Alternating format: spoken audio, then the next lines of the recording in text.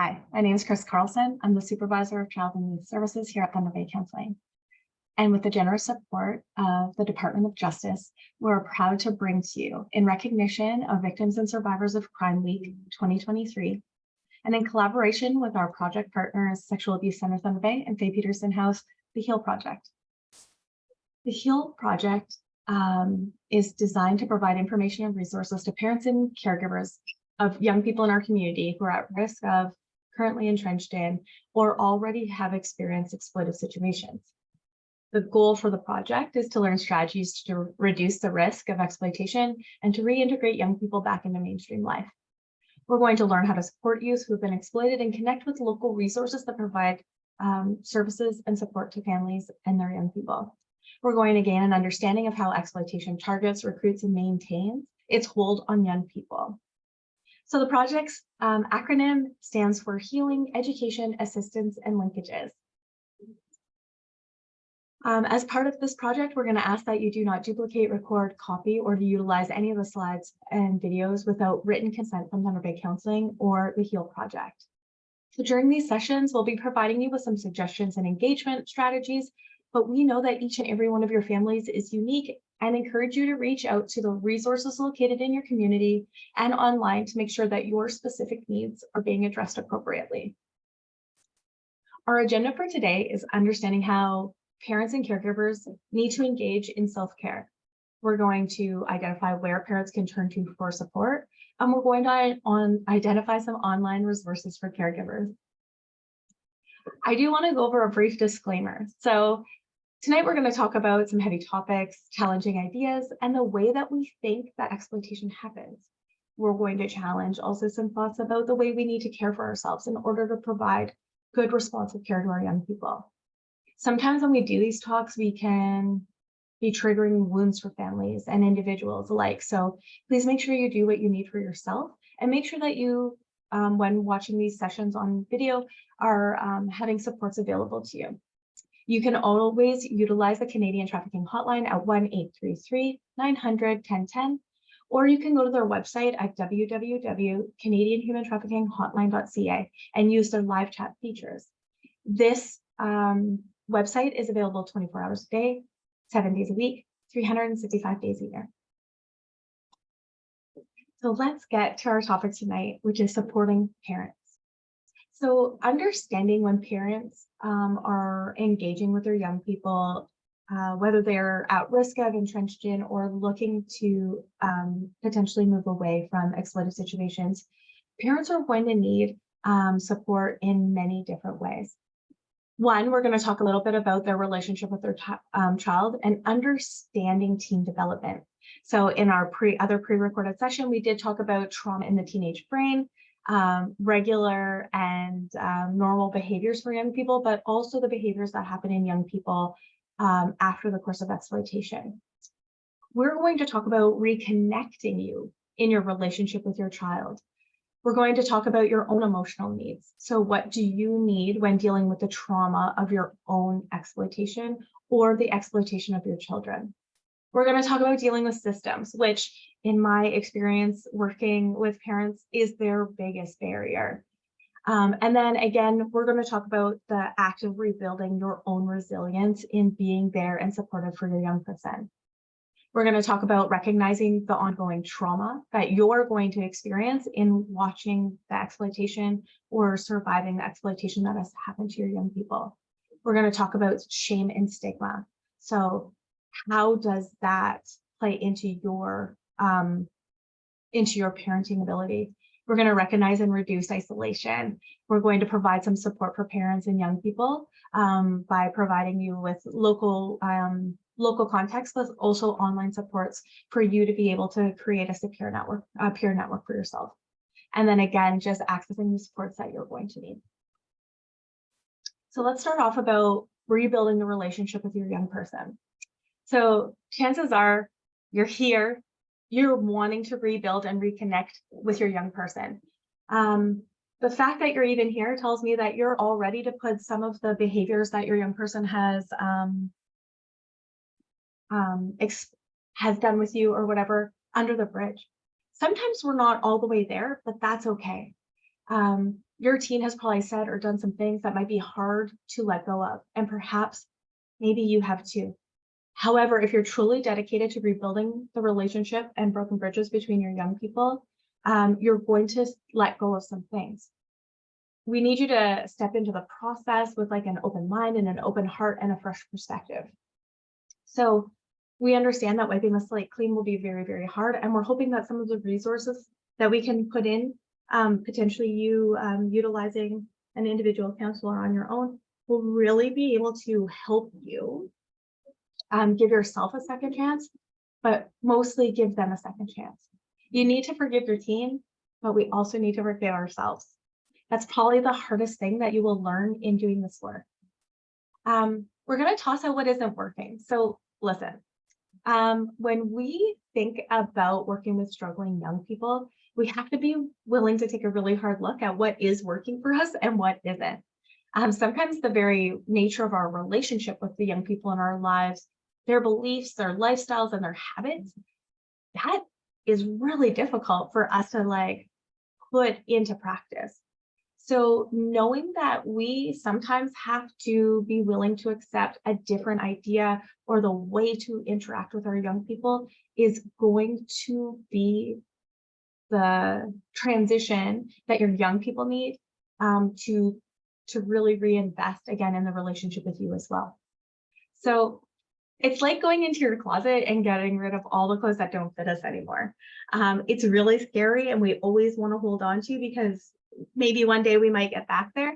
But I need you to know that sometimes we need to go into our parent closet and like look at the inventory. So we sometimes just need to accept that we maybe need some help getting there. And so reaching out to supportive people or groups of individuals who work with young people to potentially help you implement practices in your family home might be the very best way for you to be able to make change. So we also want to talk about accept your parenting mistakes. I don't know a single one of us who have ever parented perfectly. So just because we're the parent doesn't mean that we have to have all the answers. It also doesn't mean that we're always right. And sometimes that can be a really difficult thing, especially when we're in conflict. We know that when we are being challenged or we are necessarily not in our best state of mind, that we tend to go back and engage in some maybe patterns that we received as children. We look at our internal scripts. And so we go back to what is easy, but it doesn't mean it's what's right. So chances are we've probably all made some mistakes along this journey with our young people, and we'd rather just forget it. But the most important thing that I can elaborate for you in engagement with young people who are at risk is that if we can acknowledge the mistakes that we've made, it empowers the young people to feel safe in acknowledging theirs as well. So saying I'm sorry, or maybe I shouldn't have overreacted the way I did, or I hope that you will forgive me, I never should have said that to you, can go a really long way with a teenager who from their vantage point feels that you believe that you're always right. It creates an opportunity to be as vulnerable as we're asking young people to be. So stop being the fixer. I mean, honestly, since our young people were born, we have always been the fixer, whether they've skinned their knee or have hurt feelings or, just trying to get through this crazy thing called life. We have always swooped in and tried to rescue them from any shred of pain or discomfort, but they're teenagers now. So we need, and we can't solve all of our young people's problems. So more importantly, they don't want us to. We actually want to clear the way for young people to be able to implement and get their own small successes. So when we do, we inadvertently open the door to conflict. So by impressing on them the way that we think things should be fixed, tells them we don't think they have the skills to be able to do it. So they need to learn through trial and error, some healthy problem-solving skills. But we also want them to be able to know that they can self-advocate. We need to role model in them that we believe that they have the skills and ability to set good boundaries. to have expectations, but also it allows us as parents that we can be hands off, but still be there beside them, shoulder to shoulder, supporting them as they navigate throughout the teenage years and providing that safe place for them to land should their self advocacy go silent. We should be listening far more than we're ever talking with our young people. So if we sat in a room full of teenagers who consider their relationship with their parents broken, you'd find one common denominator. Most young people, if not all of them, will feel that their parents simply don't listen, that they don't maybe understand their lives or what they're going through, the challenges they're facing, how they're feeling. Listen, we have all probably said that about our own parents. So when we think about teens, they often feel alone, abandoned in their emotions or thoughts, and eventually that will be the thing that puts them at risk. And if we continue to not listen, they will continue to look for attachment in other places. At times, they'll also become resentful and start pulling away. One of the most important things that we can do to rebuild a broken relationship with your young person is to listen. Get your young person talking by asking open-ended questions. Talk about their life, talk about school, their friends, their hobbies, what motivates them, what scares them. What are their goals and dreams and hopes? So we know, and if you attended our in-person session, if you think about the teenage brain, even young people who are in the midst of exploitation, they want to look towards the future. And so we need to really build into them that we believe they have one. We want to build into them that we are going to get behind anything that they are setting as a goal. It might not make sense to us. It doesn't have to. If we believe in them, they will begin to believe in themselves, and they will begin to trust that when we're providing suggestions or providing feedback, it's from a place that we already believe that they can achieve it. We want to refrain from judging and offering our opinions. Don't provide life lessons. Don't talk to them about how hard your life was. Instead, bite your tongue and just listen. Your teen needs to feel heard in order for them to be able to trust in the very next step, which is creating a partnership with your teen. So if you think about it, your goal and your teen's goals are virtually the same. Your goal as a parent is to equip them to become honest, hardworking, and capable adults so that they can succeed in a world without you. Your teen's ultimate goal is to become self-governing and independent so they can move out and make decisions on their own. So imagine if we flip the script and we actually talk to the young person about what they needed from us to be able for them to self-advocate in getting that. So instead of us just doing to young people, imagine if we asked our young people, what do you need from me to be successful? So it sounds like this is what you're looking for. What do you need from me today for this to be successful? And allow them to plan for themselves. We know 100%, if somebody comes at me and tells me I have to do something, there's no way I'm doing it. The same is for young people. So imagine if you asked a young person, so in order for you to be able to manage today's emotion, so imagine for you to be able to manage today, what do you need from me to be successful? When you put it on the young person to make the plan, they will automatically invest in it because it's their plan. So if they make the plan and they don't follow through, they know that there's nobody else that they can be mad about, be angry with, or be reactionary to besides them. So it's a really easy way for you to take, being able to be the target of their unregulation and be able to be autonomous for the goals they set for themselves every single day. So rather than standing on opposite sides of the fence and fighting one another, work together. Put a halt to all your battles, the nagging, the shouting, the resistance, and work in unison towards that common goal. Strive towards mutuality and respect. Communicate freely, openly, and honestly. Let your team know that you're on their side and that you are in this together. We're going to make quality time a priority. It's really interesting for me when I go out and I'm working with young people and I ask them, so what do you need from your parents? And they talk about some of the most genuine, simple things.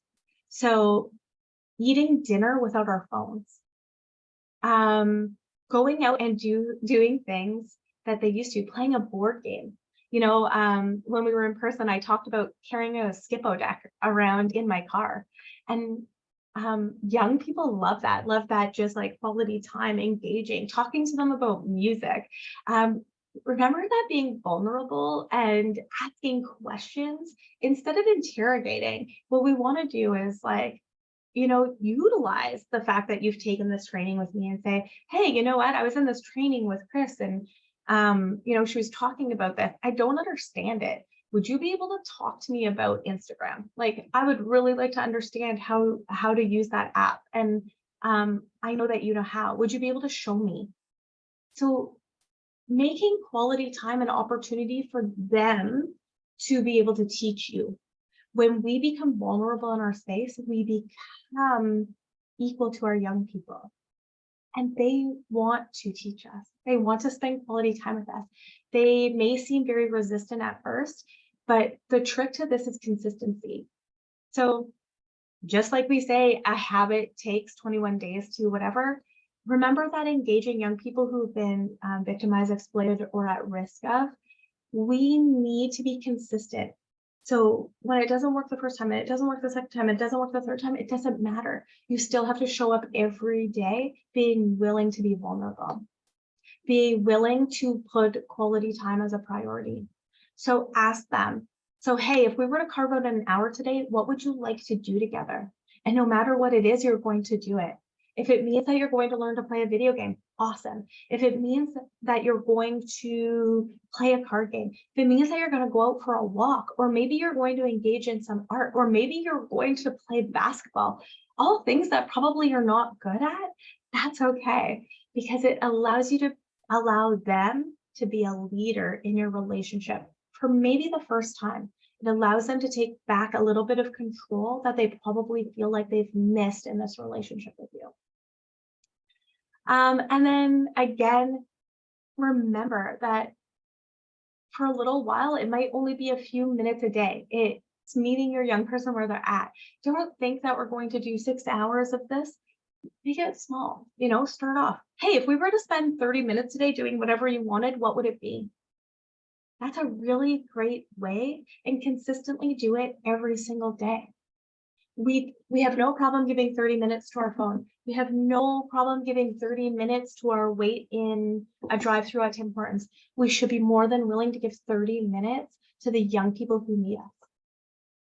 And then the last thing, of course, is making sure that they feel your love. And I use feel in quotations because we also have to be really, we have to be very cautious around this. So remember that we respect every member's level of comfort with touching, hugging, kissing, especially young people and adults who have had exploitation or are potentially engaged in some sort of risky behavior. We need to encourage children and adults to respect comfort and the privacy of others. Be cautious about playful touch or even play fighting and tickling. This type of play may not be, it may be extremely uncomfortable or triggering for young people, especially if they have been exploited or sexually abused. Be mindful that some people may not have healthy boundaries. And so we also need to teach young people and the entire family about age-appropriate boundaries, about touch, about communicating respectfully, reassuring that setting boundaries is appropriate. The website stopitnow.org has this amazing tip sheet about setting good, appropriate boundaries around touch, around language, and about our personal and private spaces. So I do encourage you to check that out. We also want to teach young people and children about the importance of privacy. So reminding children to knock before they enter bathrooms, bedrooms, we want to model and respect that privacy as well. So we also, if we expect it, want to be giving it. So we want to be knocking on our young people's doors. We want to be able to have them understand that they also get respect and privacy. So if we are talking, if we're in our own homes, we also want to talk about our adult sexuality, our adult intimacy. We want to keep that quite private from young people who potentially are at risk of exploitation. We're not our children's friends. We are not our children's they are not our confidants in our relationships. And so I can't stress this enough. We are role modeling and providing consistent messaging about what we expect from them. So we also better be living that life. So day in and day out, we need to show love to our young people in everything that we do and in everything we say. So I really drove this home, and I hope that this stuck with you. We want to catch them in the right instead of in the wrong. We want to be giving, we want to be giving hugs. We want to be giving like those playful surprises, like bringing them home their favorite coffee or maybe their favorite snack, making sure that, I was at the grocery store and I was thinking about you, and I know how much you love Rice Krispie squares. So I made sure that we had them. Or maybe that becomes a thing. Hey, you know what we haven't done in a really long time? We haven't made, banana bread. And I know how much you love that. You think that's something maybe we can carve into our week, this week? Letting young people know consistently how often you think about them. In my practice as a support person for young people in our community, I text every single one of my clients every week and let them know that they were on my mind. It is amazing how many times young people come back and they feel awkward about it. They don't know how to accept that. And just say, hey, like I was really thinking about you. I hope you had a great weekend. I hope you and your family are doing well. And then they come back and they often give me something. Actually, you know what, Kris, we actually kind of struggled on the weekend. I'm wondering if you have time this week to talk about it. And I say, thanks for trusting me with that. Of course, we'll try and carve out some time. I have time here and here. Does that work for you? By allowing the door to be open and by letting them know that you're even thinking and feeling or talking about them outside of them, it reassures them that you're thinking about them in positive ways and not only in ways of worry. Remember that their off days are probably going to outnumber their on days for a little bit while we start to develop regulation skills with them. So you might always feel right now that you are building the bridge. Absolutely. We have to teach them that they actually get to be an active participant in building the bridges to supports, resources, and whatever. And so you, along in working with systems, which we're going to talk about a little bit later, which I know set up tons of barriers for parents and caregivers, we always want young people to believe that there's hope. With time, your commitment and love and wraparound supports and persistence and patience are going to pay off. And we're going to get back to that loving and fulfilling relationship that you had with your young person. So be open to challenge, be open to change, but remember consistency, honesty, and making sure that they will hear you speak about them in positive ways is the most important skills that you can have in rebuilding your relationship with your young person. But we also need to talk a lot about you. So we need to talk about your own needs, your physical needs, your emotional needs, your mental and physical needs, as well as the possibility that you're probably going to have to invest in some sort of therapy. So sometimes after a trauma, we're the person who received the trauma, or we're the person who's watching our young people walk through the trauma. We need to remember that we need to keep our body healthy and strong. I always say this, people know me, it's my very next tattoo is going to be a teacup. We cannot pour from an empty cup. And so when we think of ourselves as holistic beings, if our physical, emotional, mental, and spiritual needs are not being met or are not full, it's really, really hard for us to role model and expect that from our young people, which is what we're trying to do.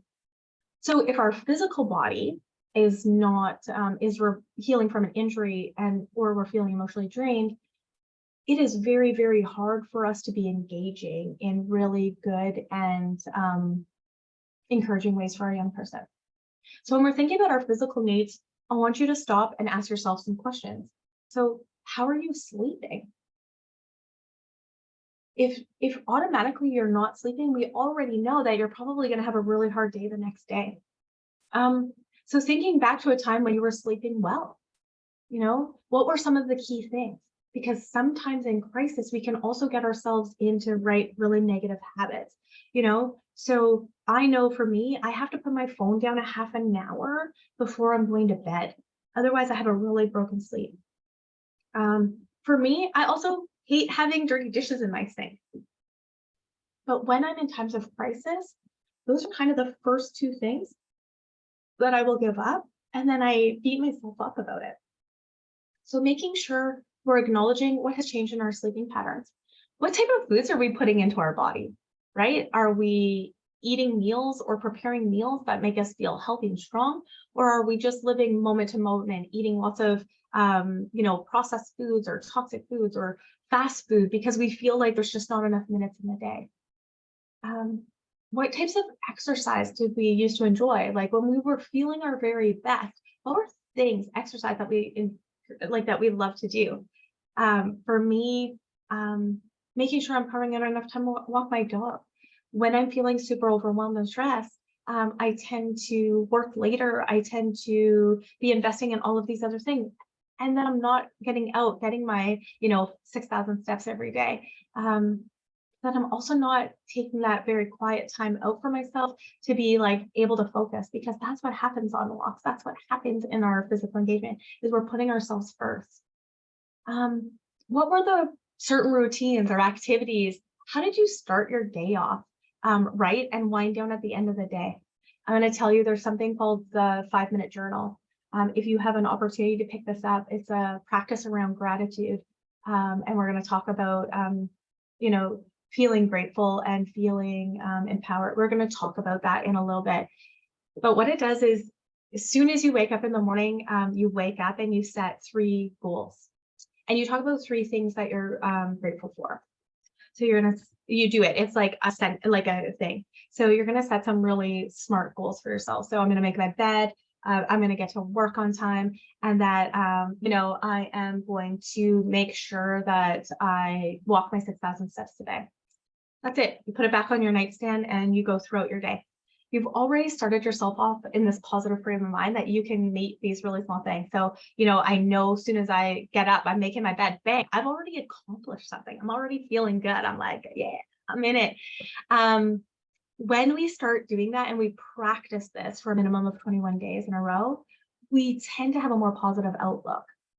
So when we talk about, this goes right into kind of the next thing, preparing ourselves for our emotional self-care. I know that sounds crazy and it sounds like really like hippy dippy, but it is important. It's probably one of the most important things that we can do for ourselves when engaging with young people at risk.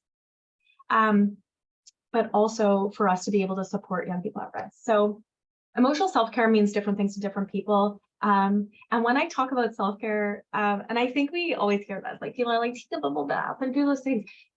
Those actually are probably not going to be the things that are going to get you through this. But engaging in writing down your thoughts at time of impact, that is what we're talking about, emotional self-care, because then you can start to chart the things that you're feeling in times of crisis. You can also start to look for patterns, because you might pick up on something by journaling that you don't realize. You don't realize that every Tuesday you're having a really shitty day. So what is it about Tuesdays? Tuesdays might be, that it might be the day emotional. It might be the day that you found out that your young person was being explored.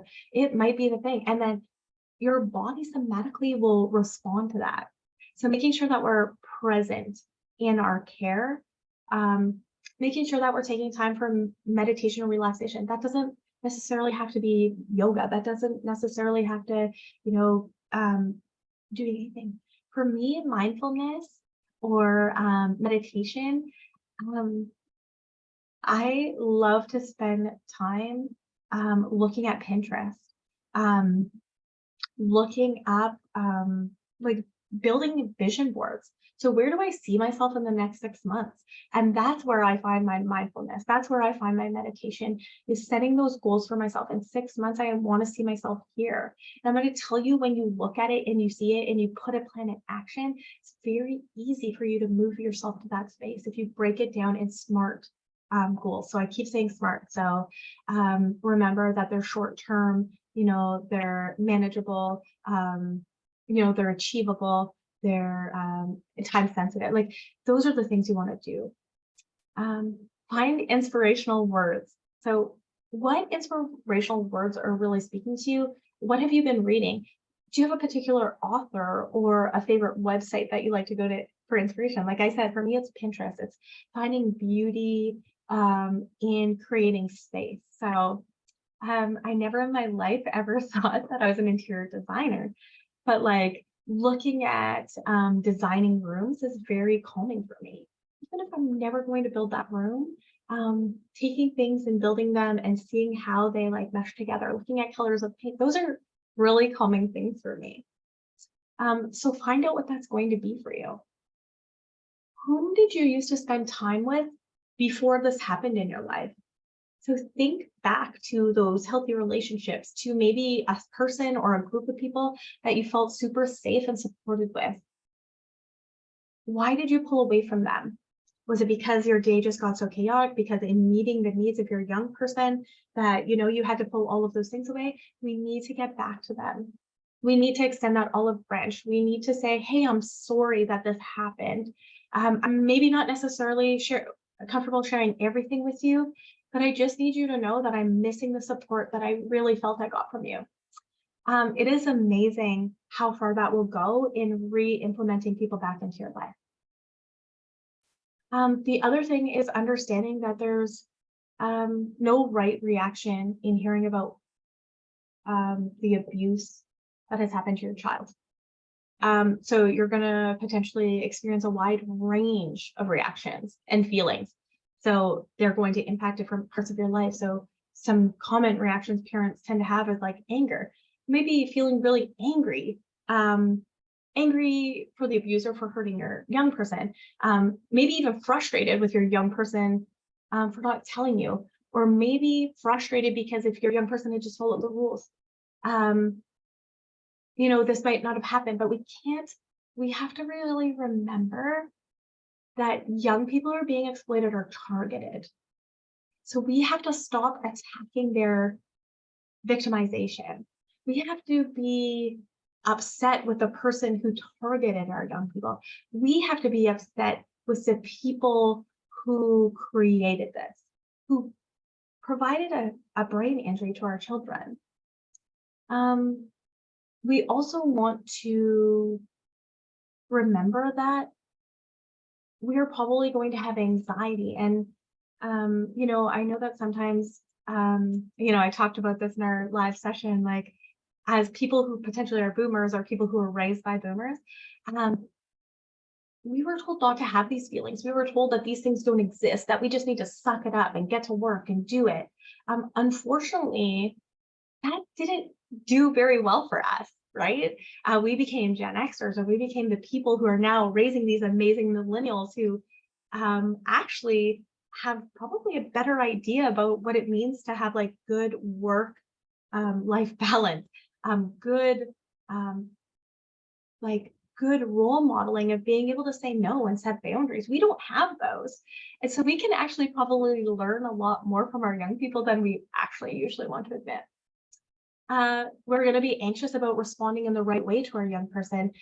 So we might just avoid kind of bringing up those hard conversations that sometimes we need to have. We might also be anxious about navigating other relationships in our lives. And potentially if we know the person that abused our young person, how do we manage that? We might also have anxiety about people finding out about what's happening in our family unit, because maybe there's systems coming in and how are they going to think about us? How are they going to be judging us? I need you to know that those are all really natural feelings. So the feels that you're feeling are all natural. And it's why we have to implement all of these other things. So finding somebody, and we're going to talk about this a little later, that is going to be specifically there for you. Oftentimes when I'm talking to parents, they're like, I want to do family group therapy with my young person so we can work on their issues. The truth of the matter is I encourage usually both parties to work separately on the things that they're both struggling with, and then to be able to come together when they've also both resolved some of the things. Because if we're only saying one person has to heal in this relationship, That's not how relationships work. People often say relationships are 50-50. The truth is relationships are 100-100. And there's going to be times when our young person's going to need to be 60 and we're going to need to be the full 100. And then there's going to be times when we're 40. And hopefully when we've started to instill some really good things, our young people will give us what we need from them as well. We're probably struggling with a lot of fear. So depending on your circumstances, we might be afraid that they might be, that the people who are exploiting your young person might be looking to harm other people in your family. We also might be fear about what's going to happen within your family unit. We might also be fearful of, by needing to be present and all of these things, what that's going to potentially do to us financially. In our workplaces, what are we going to have to give up? What does this mean? What if somebody finds out? What if somebody is challenging the way we parent? And those are the things that we're going to be needing to seek out our support groups for, our connections with, to help us walk through those, of not taking that on, of not internalizing or personalizing the impact or the exploitation of our people, and not allowing ourselves to also have all of the feelings. You are suffering vicarious trauma. You are suffering and just as exploited in the exploitation of your children. We're going to have sadness. We're going to feel super sad for our young people, for your family, and for ourselves. When a young person is exploited, it changes everyone's life in the whole family system. It's okay to be upset over the changes in your life that may result because of this. Shock. Like, when this comes out, or we have to acknowledge that this is potentially happening for young people in our lives, we are probably going to be super surprised that it happened. We're going to potentially, we also need to be comfortable that there's no right reaction, and that all reactions and responses are normal. So sometimes adults or parents, caregivers will talk to me about, like, they just have all these big feelings and they have whatever. And I always say, those are really natural responses to a really messed up situation that this young person found themselves in. So these are all really natural reactions to a really unnatural situation that your entire family is immersed in. So be gentle with yourself. Understand that you're going to need people to help you walk through these really big feelings. And so by both of you having those individual supports, it'll likely be able to have you come together in really good and healthy ways. So talking about how do we manage these big feelings? So your young person is counting on you to be supportive. But in order for you to put your young person into a position of safety, you also need to be taking care of yourself. So it means finding a way to work through your feelings and reactions about the exploitation that don't interfere with your young person's healing. It's not going to be easy. It often might take you looking to find one or two or three. You might try on a bunch of different ways to find the support, and that's okay. Just like your young person is not going to be able to manage and recover in 3 sessions, know that it's not expected that you are either. Consider developing your support system, families, friends, people that you can trust. And we're going to give you some resources for online support groups. Because maybe given whom you are in community, or maybe given what you do for work, you might not be able to find a supportive network in your community. And it will also be okay for you to set some limits. Dealing with these emotions can be often time-consuming and draining. Set aside time for activities that don't revolve around the exploitation. You need to carve time out for yourself. So, going back to those things I talked about in your physical and your emotional needs, how are you going to put those things back into your life in a way that keeps your mind, your body, all of it in very good shape? So I know that in the understanding the teenage brain, After trauma, we talked about the different types of options for counseling and therapy. These are all very good options for parents who are also engaged. So for parents and caregivers of young people who are being exploited. So remember that there are all different types of therapy. Some involve more talking, some involve less. Make sure that you go back to that session and find something that you think that's really going to align with you. Remember that when working with survivors of exploitation or sexual abuse, that that their process is going to take a long time. Try and seek out practitioners that have experience working with people with sexual violence. They will have done very specialized work to be able to engage people in healthy ways around this type of trauma. Find somebody that aligns with your personality. You might, like I said, you might have to try on a couple of different practitioners to make sure that they're a very good fit. I know that sometimes with the funding that's allocated, that can be difficult, but ask around. Likely people within your social network have found a counselor that really worked for them. Take referrals. You know, there's many different organizations that are around that can provide support for people. And making sure that you're aligning yourself with a therapy modality that is going to work well for you.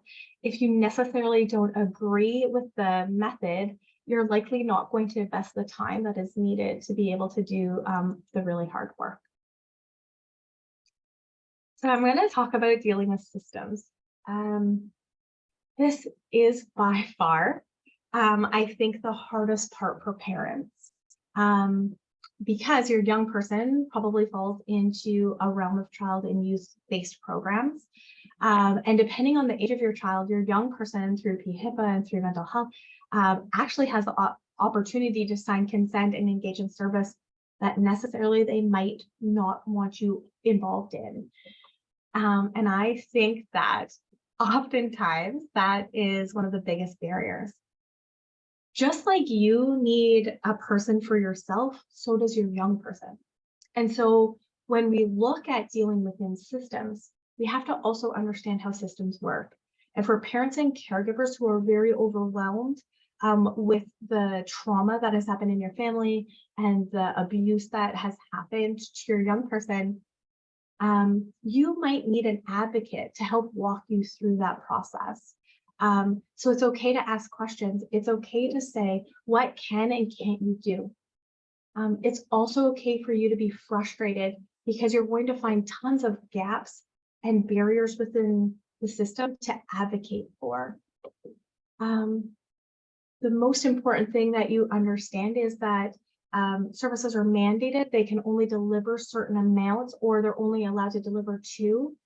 But when we start bringing large groups of people together, we can find creative ways to make sure that potentially you are getting the support that you need. Now, I'm going to tell you, you will never feel you have all of the support you need. You will never feel that way. And most of that will be because you're still feeling like you're being drowned by those big emotionals. You're going to the fix it. You're going to back to needing to be the fixer, needing to be. Sometimes we just need to be present and allow the process to happen. So find yourself that network. Understanding, and I know I talked about this in our face-to-face session, understanding that the criminal justice system takes a very long time, if that's how you even end up going. Understanding that under the age of 18 has very different expectations around reporting and those types of things than someone over 18. Understanding that the level of engagement in systems, depending how old your young person is, as much as we have really moved forward in being able to get creative, and the funding that has been put into, there's still very big gaps. And so making sure that you're advocating for those, making sure you're going to your MPP and saying, hey, I'm trying to find this, but there doesn't seem to be any systems available to help meet my needs. Reaching out to bigger systems, asking those big, tough questions, they will find resources for you. The other thing is remembering that this is not just your young person's issue. I talk about this when a young person is victimized or exploited, abused. This will change the dynamic within the whole family system. And so we have to think about a whole family approach. I use the example of what I do. So I might go out with my young person who has not given me consent to talk to their parents. But I'll say, hey, we covered some really big topics today, and you actually were able to do some really great stuff. Are you comfortable with me sharing with your parents with that? Because I think it would be important for them to hear. I've very rarely had a young person that said no. Thinking about engaging adult systems in your care and aligning those through case conference, pulling people together to be able to assess, setting those, how do we get through the next 30 days? How do we, because sometimes we get wrapped up in like trying to do everything all at once. And so we also have to be respectful that sometimes we just have to set those goals for 30 days. So what do we need to get through the next 30 days? And then, at 25 days, we're coming back together. What do we need to do in the next 30 days? And when we start putting things into really small kind of goal-focused ideas and we start having success, it allows us to let go of some of that fixing behavior or some of that like overbearing behavior that we might be utilizing with our young people because we don't have the systems in place for ourselves. So talking about self-care and talking about the things that we need to do for ourselves is exactly the things that we're trying to implement into our young people's lives. So if we're not holding ourselves to the same amount of tasks that we're holding our young people to, then we're kind of being unfair. So you're going to need to, if we're expecting young people to go and deal with the trauma, we should also be expecting that of ourselves. If we're going to ask for them to deal with the really big emotions and have conversations so that they can regulate, the likelihood that you're fixing or your or your engaging behavior is around your anxieties and those types of things is great. So be okay to take a step back, carve that time out for yourself, and advocate within systems to be like, sometimes it's even signing your young person up to go to a group for an hour and a half so that you can just go drink a cup of coffee or go and maybe take that, yoga class, or, it's just about being able to go and, walk your dog maybe. Those are the types of things that you will utilize systems to help you find. Be your own advocate until you can find someone that you trust and align yourself with that can help advocate for you. We have to keep the focus on outcomes. That means that our priority must always be the safety and well-being of our family as a whole. So both for you and your children. Planning support around only the needs of the young person will actually get us backed into the corner. So I encourage people to check out the Ontario anti-trafficking strategy. Go to the Canadian anti-trafficking hotline, so Canadian human trafficking.ca is listed in your resources as well. Search up what resources are available in your community. Go to the Ontario anti-trafficking strategy and look what is funded to be able to provide resources. While it might not be able to be available directly in your community, COVID has taught us many things that we can actually receive really good and therapeutic service outside of our community if we don't have something here virtually. That if we don't have something here necessarily that's going to meet your exact need. Reach out to the experts in the community and likely they'll be able to help you be able to find you the resources that you need. So I hope that understands, knowing that systems are all working in silos, but the idea of bringing people together for collaborative practice is going to be very, very beneficial.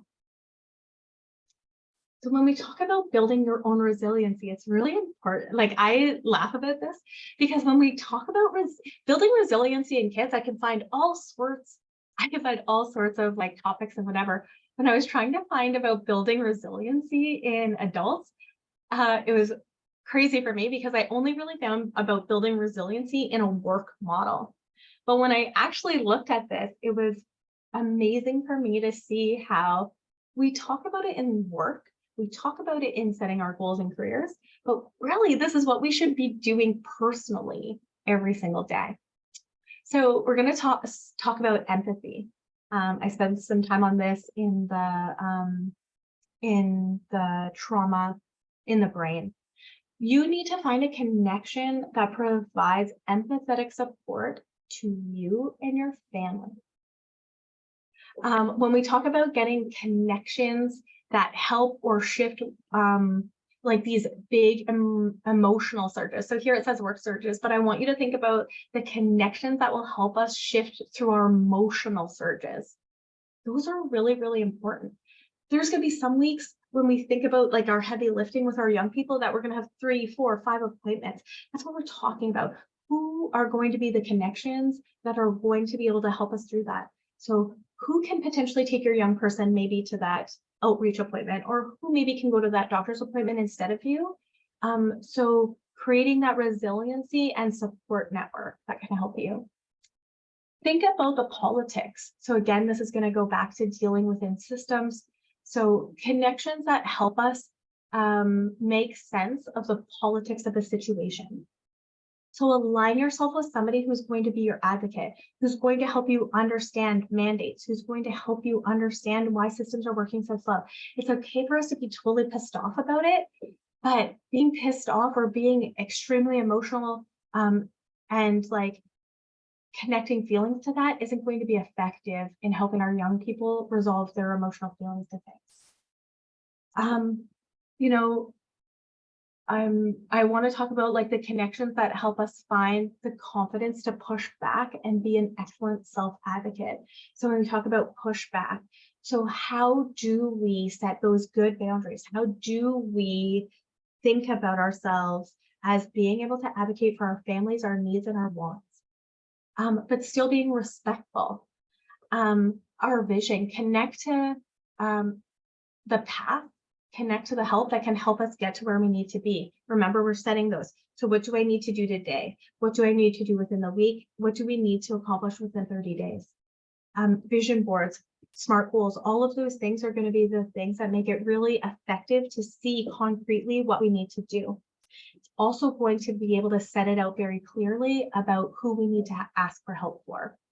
Because if we're just spinning in circles asking everybody for everything, but we don't know actually what we're asking for, services will often turn us down, or people will disengage because we don't have a good plan in place.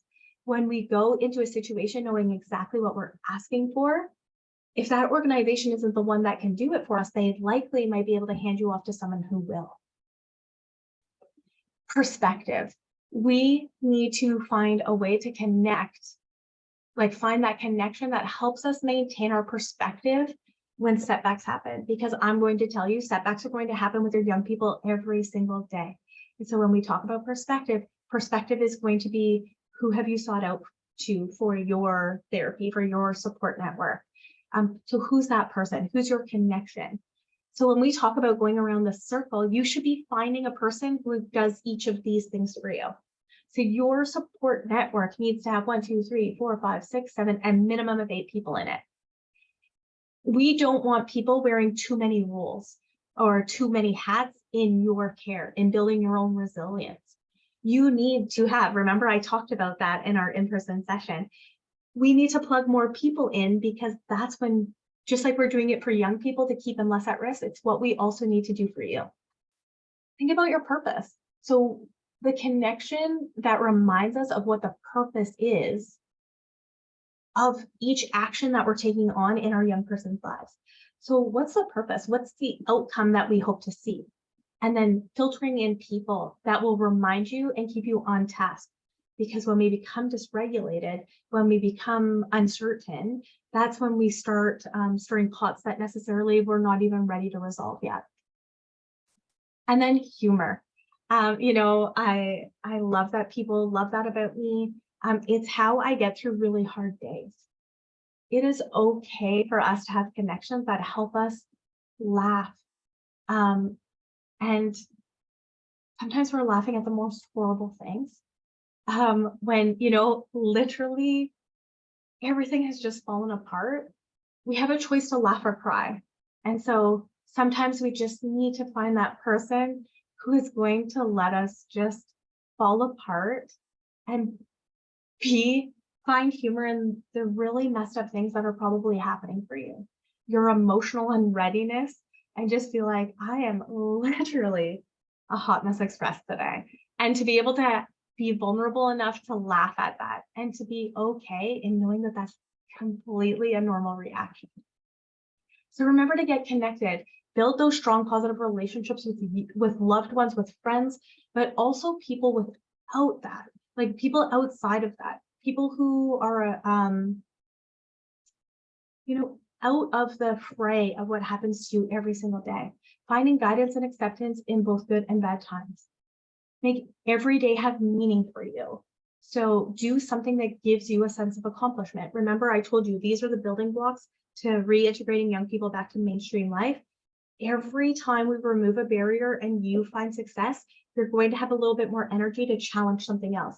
You're going to find success. We can challenge something a little bigger because we start to build self-esteem. We start to build that resilience. We need to learn from experience. So if we did something and it didn't work, do we think about it from a different way? Do we just try and stay consistent? But remember, we've made it through 100% of our hardest days so far. You're here, you're present, you have brought yourself through this. And so what has worked with us in the past? What was the thing that on our very hardest day actually got us through? Go back to that. We can learn so much from that. Remain hopeful. While we can't change the past, we can look forward to the future. We can accept and even anticipate change that's going to be happening to us. And we can, understanding and accepting that can make it easier for us to adapt to our new life. You will never go back to the person you were before this. And so accepting that and being hopeful that this still has opportunity about growth is amazing. Taking care of yourself. So again, all of those things, the physical, the emotional, the mental, and the spiritual. Be proactive. You can't ignore these problems. You can't sweep things under the rug. Instead, figure out what needs to be done, make the plan, take action. And although this will take a very long time, recovering from having a very small setback doesn't mean we start at the very beginning again, because we've already moved ourselves so many steps forward. So I hope that really helps you put the idea of building your own resiliency. All of the things that you're wanting to do for your young people, you actually have to do for yourself. Fill that cup up. So next we are going to talk a little bit about understanding our road to healing. This is going to be a video about mindfulness and how we start with compassion and gratitude.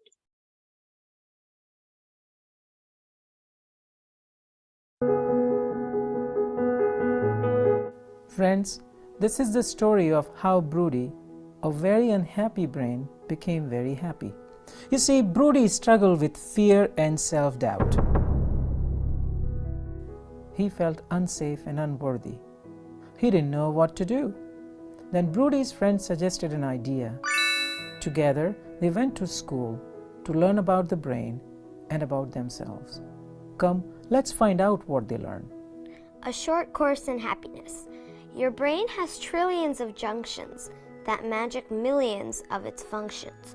Let's learn about 3 traits of the brain that in overdrive can get you drained. First trait, your brain feels others' pain as its own. Your brain hurts just the same, in personal or beloved's pain. The same neurons fire when you are in despair and when someone else is hurting about whom you care.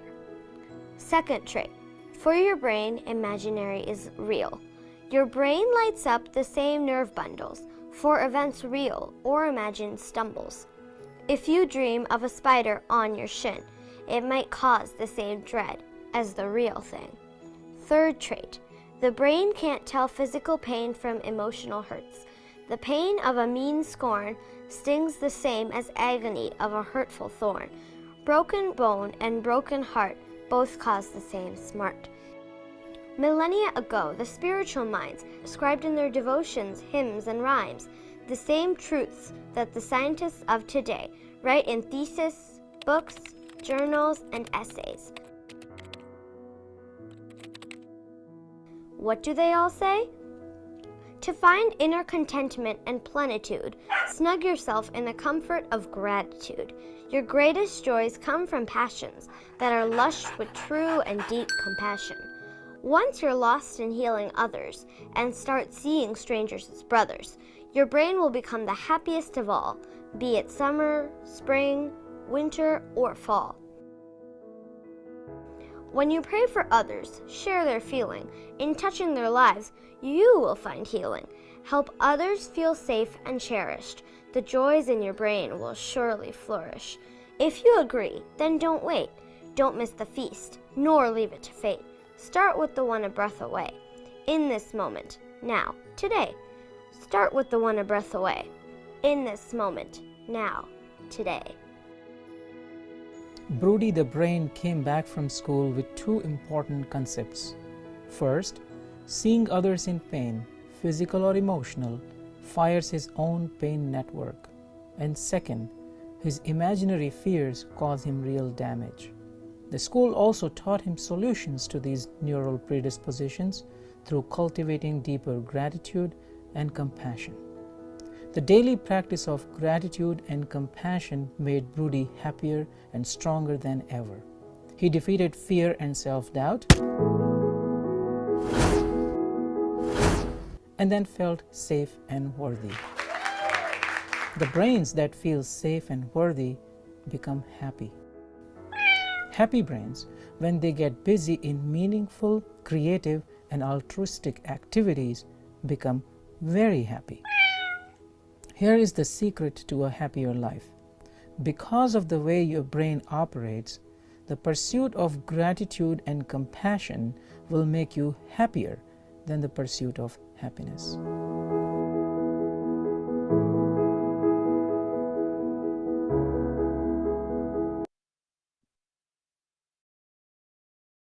So I hope that that was helpful for you. That was a really interesting shift for me, because I remember everyone, like, we always talk about like chasing happiness. We always talk about all of these things. And when you start to do that internal work and you start to have self-compassion, but you also have gratitude for the things that are happening in our lives, like the little things that we are achieving, that allows us to ultimately put things into a positive light at the beginning of every day. And so I want us to talk, I hope that that was super helpful, and I hope that that can be a really good shift for you as well. When we talk about recognizing ongoing trauma, I know that most of us probably wouldn't use the word trauma when we start telling our story. So especially when we are talking about, sometimes we internalize that we shouldn't be taking it away from other people, especially if it's your young person. It's very, very important that we tell ourselves that that we are impacted by watching our children be impacted. It is one of my favorite parts about that thing, is that both emotional, the emotional impact of whatever will hurt the same as physical pain, as well as watching things happen to another person when they're in pain gives us the same pain. We might see this playing out for us, recognizing our historical trauma, but also our potentially current trauma in impactful ways, such as like being mad, scared, hurt, ashamed. By definition, we have all experienced some degree of trauma in our lives in the process of growing up. And the way that we deal with our day-to-day life is the script of how we personalized something that happened to us. So if we are at least willing to kind of recognize that has happened, it allows us to potentially change the way that we react when our young people are having big emotions. So no matter how often we try and tell ourselves in the past is in the past, or to write off the ways that we were hurt as no big deal, it will continue to impact our day-to-day behaviors until we face and process that trauma of our past. So remembering that how you're reacting right now is usually a message that we received as children. And if we've never addressed it, we will continue to play out the same stories over and over and over. So when we struggle in relationships with our young people, is it something that from our past that is telling us that this is the only way we can move forward? And so I'd like you to kind of utilize the RAIN. So RAIN is a really nice acronym for you to remember. So in that moment when we are feeling the impact, we need to stop and recognize what is happening to our body. What are we feeling? So pause and take notice. Like, are we recalling, something, like, are we feeling this chemical reaction in our body? Or do we start sweating every time maybe a male in a position of power raises their voice at us? Do we have challenge setting boundaries? Do we have a hard time being consistent? These are all usually trauma responses. So we have to pause and take notice of how we're feeling. So when we're in times of conflict, what happens to us? What happens in our body? How do we react? We have to accept and acknowledge and allow whatever that strong emotion is incurring in the moment. So we accept that we're feeling super angry right now. We acknowledge it, and then we allow to have the feeling. We potentially have to change how we're expressing it, but we have to accept, acknowledge, or allow it for it to happen. We're going to investigate, start the investigation into your internal experience. So I love sifting. So it's the sensation, the image, the feelings, and thoughts that arise. So I always think, so what am I like what am I feeling? What am I envisioning?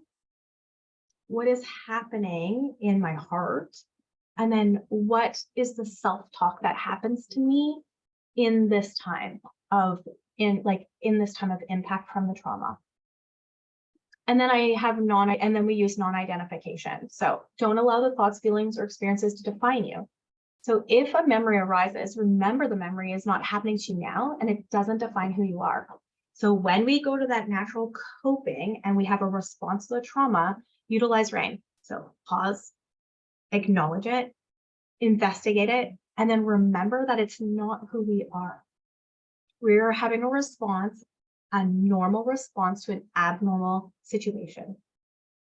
So on our list of traumatic memories, they may or may not be very long. We may even struggle to think about something at first, and remember, like I keep talking about this, it is very common for people in our age to discount what has happened to us as young people as not important. Yet when we have to remember is that it is not about how we feel about the event, but how as young people we felt about that event.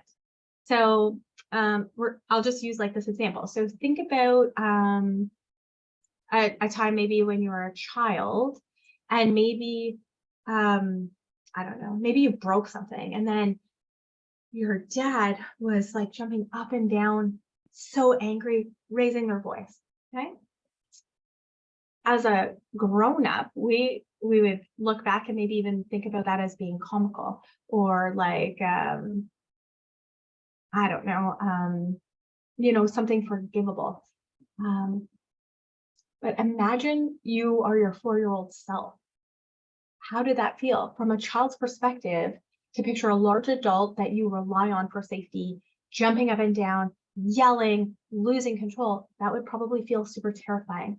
And that incidents, when we hardly remember, can give an impact on their children. That's because our brains are wired to recall things that frighten or alarm us and painful experiences that we endure. This is an inborn survival strategy, meaning it keeps us alive. But unfortunately, it makes us hypervigilant and we can misperceive certain experiences to be life-threatening. So to the child, even small rejections can feel like life or death. So, we talked about the brain, we talked about attachment. So we always have to remember, what is the impact that that young person is feeling in your life right now when they're going through the trauma?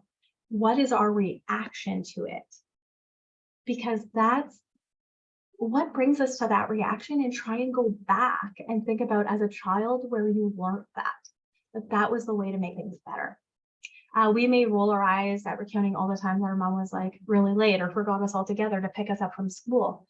But if we think about that from the eyes of a young person, that experience is going to become integrated into a young person's sense of self, making them think about being unlovable, or instilling the belief that they must be completely self-reliant.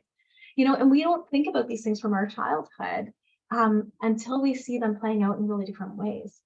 I used to always hear well, this happened to me, so I will never do that to my child. And then we end up, how many times have you said, oh, I'm exactly like my mother, or I'm exactly like my father, or we marry the person who is exactly like our mother or father?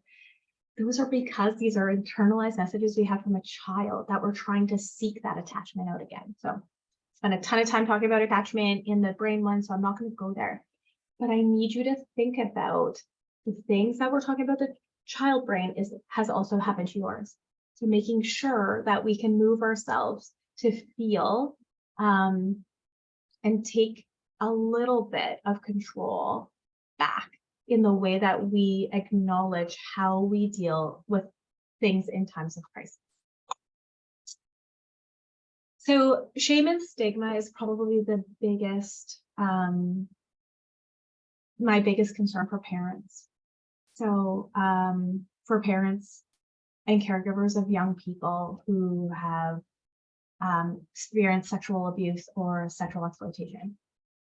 So one, it is going to be very, very hard for you to face the root of your shame. So it's important that you understand and examine the feeling, find the cause of it, and then if you don't, you'll never be able to move forward. Become aware of how you talk to yourself. So what are those messages in times of crisis that you say to yourself? Are you deflecting everything away, like none of this is yours? Or do you internalize it and say, well, I actually deserve all of this because I didn't recognize what was happening to my young person?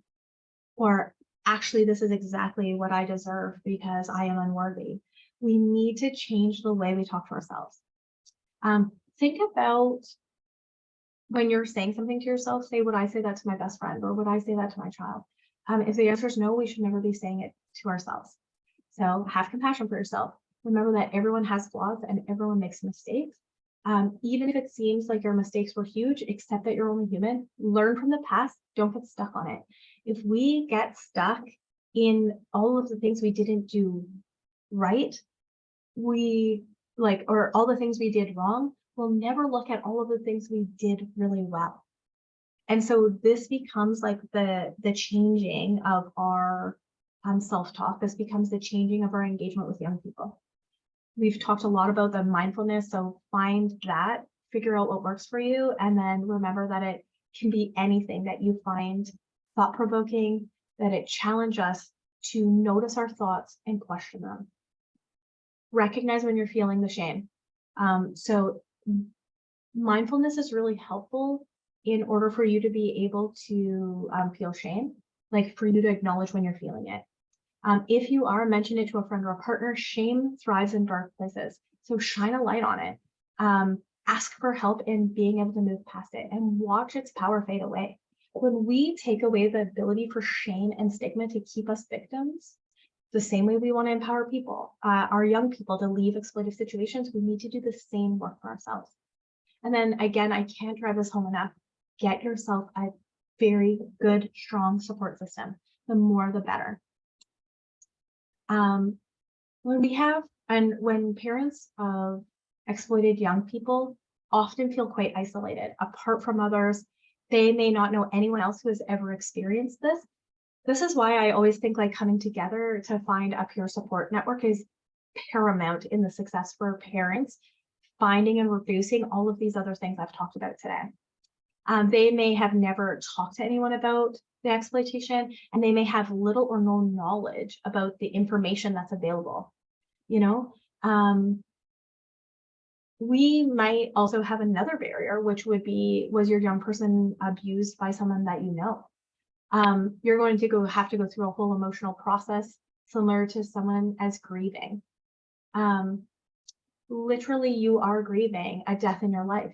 You are going to be grieving the loss of your previous life. You're going to be grieving your current situation. You're going to be grieving the loss of innocence of your children.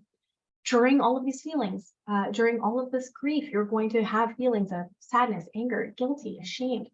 Unlike the death, unlike a death, we're actually probably going to grieve in secrecy because we are potentially afraid or shamed or not sure who we can express these types of feelings with, because we can't openly discuss it. We don't want to openly discuss the trauma that's happened to our young people. When somebody grieves a death, people send flowers, people offer support, they cook meals. When we're in this process of grief, we often aren't talking to people about the things that have happened. And so we have to surround ourselves in a peer support network that understands. If your child has experienced exploitation by a family member, the isolation and secrecy is even greater. Like, how do you talk about potentially your partner or your brother or a close family friend who has exploited your young person? Because the closer the relationship is, the more you're going to feel responsible for the exploitation. And even though we know that that's not a natural or rational assumption, it's likely because you didn't perpetrate the abuse. By virtue of a relationship, you and potentially other people will attribute some of the responsibility. Ambivalence is also likely to increase like your feelings of isolation. So how can you tell others or share the story or ask for support if you're not even naturally sure or believe that it happened? For adults who haven't experienced this, like, and I talked about this we continue to live in a society that is victim shaming, that doesn't even want to acknowledge that exploitation happens and that young people are targeted. So if we can't even acknowledge that our children are victims and change the language we use to, well, what did you expect? Well, that's a natural consequence. Well, blah, blah, blah. If we're still in that state of mind, then we still remain in a state of ambivalence, which will potentially leave you even further isolated. If you're not even sure what you want to do or how you want to move forward, I know that certain systems will also potentially create isolation. You know, police and crown attorneys and child protector might be like, well, we need to move forward with criminal charges, but if that's not what feels right for your young person, or if that's not necessarily what feels right for you, because we know all of the barriers of the criminal justice systems, because we know of the stigma that will place on your young person for the rest of their life, how do you not feel and take on more shame and guilt about that when systems continue to create ambivalence in you? Other factors that might also increase your sense of isolation or prevent you from seeking the needed support is if you yourself have previous history of this type of abuse, but you also might have attempted to reach out and get support, and then you're getting unwanted or unsolicited advice from people who are like, just kind of get over it. So making sure that we're taking care and time to put the right people in our supportive network. Making sure that we already have a post-disclosure process. And again, I hope that you will pop over to some of these resources because they have really amazing emergency plans, post-disclosure processes. They will help you break that down for your family. And then it's also important that you pay attention to the support needs and support of people whom you feel comfortable with. But also understanding that, just like I talked about before, integrating supports for youth and family to heal together. So we are going to do some individual work, but we also need to come together and heal the family as a unit together. Making sure that we understand that a service can be reciprocal between two people, and that by putting supports in place, it actually helps everyone heal. I talked about this on our in-person night. Family group decision-making is another way to utilize engagement. So if you do have CAS involvement, this will allow for you to ask extended family to come involved and supportive people in your life. So this might be friends and maybe colleagues or whatever, to put a plan in place to meet those goals.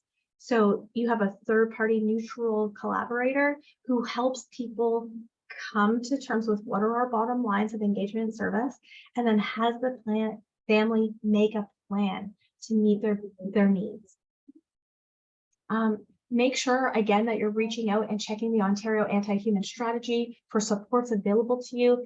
I'm going to list a whole bunch of services as well, resources at the end of this slideshow. And then again, for those of you who have children who've been sexually exploited, the Thunder Bay and Area Victim Services also potentially has services through the Victim Quick Response Program, the VQRP+. That supports direct victims and their immediate family members and witnesses in the middle of in the immediate aftermath of a violent crime, providing short-term financial supports for essential expenses. It's important that you know that VQRP Plus is a program of last resort where families don't have access to potential fees for things like counseling, safety expenses, practical assistance, maybe needing to travel to get to specialized treatment for a young person, counseling service, traditional Indigenous health services, and associated transportation expenses to get to and from. So remember that there are resources available, and you have experts in your community who can help. So eligible victims for the VQRP Plus, in some cases can be, so eligible victims may include immediate family members, custodial parents of a minor victim, and individual with legal authority to act on behalf of the victim. Potentially can request services if they've reported a violent criminal code offense to a police service, a sexual assault center, a domestic violence shelter, a hospital, or a community agency in the province of Ontario. So remembering that if you're looking to utilize the VQRP Plus, that likely this will need to come through, the referral will need to come through one of those types of organizations. So police services, sexual assault center, domestic violence shelter, the hospital, or a community agency that's linked to the VQRP Plus service. So again, just thinking creatively, getting outside the box. I cannot stress this enough. When we talk about transitioning our young people through the healing process, family, support, and caregivers will be the most vital day-to-day support. Remembering that service providers usually see your young people for 1, maybe 2 hours, once a month, maybe every second week. You are there, present in the moment, all of those other hours of the day. So making sure that you are the best version of yourself, that you yourself are getting the need and support and assistance that you need will be paramount in the success for your young people being able to move forward in their healing journey. So I'm just going to pop up some of these. So making sure that we're checking out protectchildren.ca. They have a self-care worksheet. Opening the circle.ca has local Canadian resources and national resources that are available virtually, but also they have training modules that you can go through and work through. The nctsn.org, what is child trauma, and then also how do we look at it from the lens of a guardian. So the ICMEC has a whole educational portal on support. So you can actually go through educational sessions about how you provide your support for missing and exploited children. There is a huge learning that can be happen on the ICMEC website. And then again, we have the Canadian Human Trafficking Hotline.ca, and then again, using that live chat feature or the 1-800, that's supposed to be 1-833-900-1010. Sorry, I'm gonna fix that right now. So it's 1-833-900-1010. That is going to be, and remember, it's 24 hours a day, 7 days a week, 365 days a year. So in those times of really big feelings, if you think that you need some support, that is available to you as a caregiver of a young person who's been exploited. So thank you for taking your time. And again, from Thunder Bay Counseling, our project partners, Bay Peterson House and the Sexual Abuse Center, Thunder Bay. And again, the generous funding through the justice sector in recognition of Survivors in Crime Week. Thank you for tuning in and participating and being the best support that you can be for the young people. We thank you for taking the time out of your day because we know that it is very busy. So have a great day.